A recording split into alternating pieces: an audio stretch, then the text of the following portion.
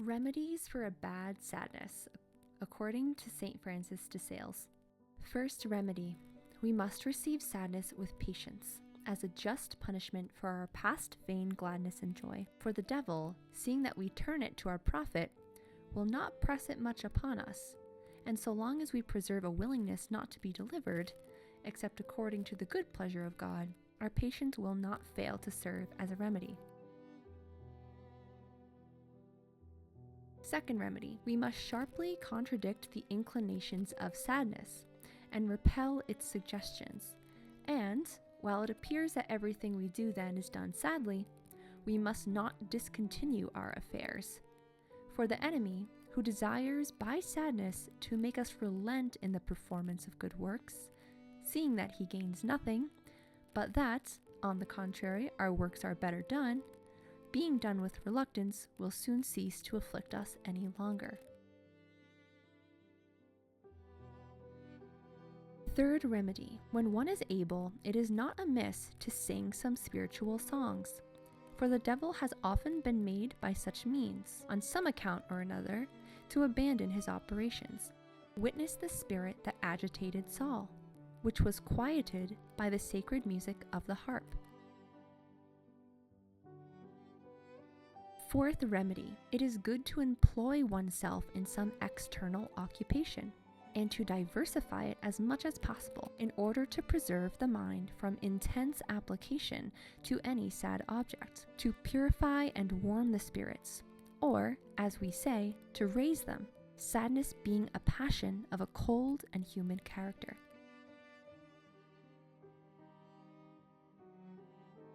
Fifth remedy, perform some exterior act of piety, though you do so without any relish, such as embracing the crucifix, pressing it to your breast, or kissing the hands and feet, raising your hands and eyes to heaven, uttering some words of love and confidence like these. My well-beloved is all mine, and I am all his. My beloved is a bouquet of myrrh on my heart. My eyes are wearied, looking up on high. My God, I will never cease to say, when wilt thou comfort me? O Jesus, be a Jesus to me. Live, Jesus, and may my soul live. Who will separate me from the love of my God? And other such things.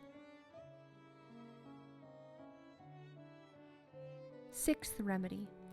A moderate discipline is sometimes good, because the voluntary affliction of the exterior impetrates interior consolation for the soul, and while applying pains to the body without, we feel less the effect of those within, according to that which the psalmist says, But as for me, when he afflicted me, I clothed myself with haircloth.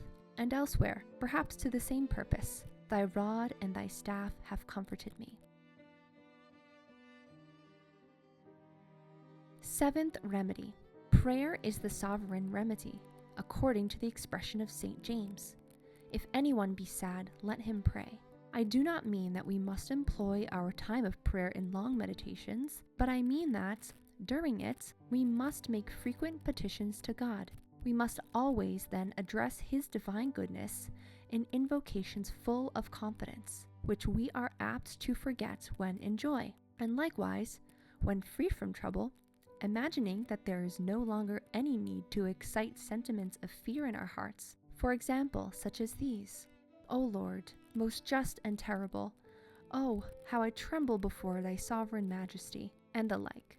But in times of sadness, we must employ words of sweetness. For example, O God of mercy, most good and most gracious, thou art my heart, my joy, my hope, the dear spouse of my soul, and the like. And we must employ them, whether sadness likes it or not, giving it no audience or credit when endeavoring to prevent us from uttering these words in confidence and love. And though we seem to do so without fruit, we must not cease to expect the fruit, which will not fail to appear after a little perseverance. Frequent communion is also an excellent means of banishing sadness, for this heavenly bread strengthens the heart and rejoices the mind by giving us the master of consolations. Eighth remedy. One of the safest remedies is to discover our heart, without concealing anything, to some prudent and spiritual person, mentioning to him the resentments, attachments, and suggestions that proceed from our sadness, and the reasons with which we entertain them, and all this humbly and faithfully. The first condition that the devil imposes on the soul, which he wishes to afflict and seduce, is silence, just as the seditious do in conspiracies, for they require above all things that their undertakings and resolutions should be kept secret. God, on the contrary, requires discretion as the first condition, not wishing indeed that we should indiscreetly discover his graces and favors, but that we should make them known with prudence, and according to the rules of an humble discretion, to persons endowed with the requisite qualities. But, in fine, if you do not find repose in these remedies, have patience. Wait till the sun rises. It will dissipate the mist.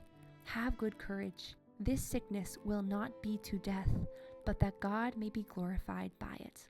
Act like those who feel their stomachs sick and disordered at sea, for after they have tumbled about, both in mind and body, through the whole vessel, in order to find some alleviation, they at last take hold of the mast, and embrace it as fast as possible in order to be secure against the turnings which they experience in their head. It is true, their comfort is brief and uncertain, but if, with humility, you embrace the foot of the cross when you cannot find a remedy anywhere else, you will at least find patience there sweeter than elsewhere, and trouble less disagreeable. Rejoice as much as you can in doing good, for it is a double grace in good works, to be well done and to be joyfully done.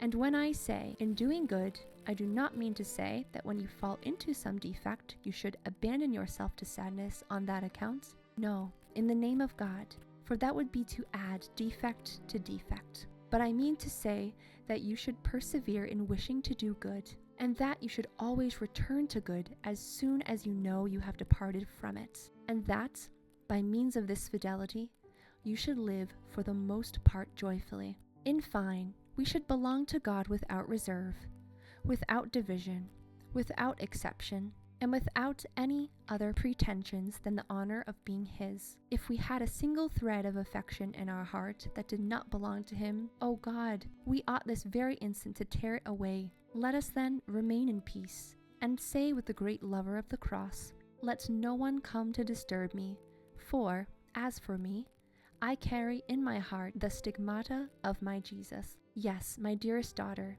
if we knew a single piece of our heart not to be marked with the stamp of the crucifix, we should not wish to retain it for one moment. What good is there in being disquieted? My soul, hope in God. Why art thou sad? And why dost thou trouble me? Since God is my God, and my heart is entirely his.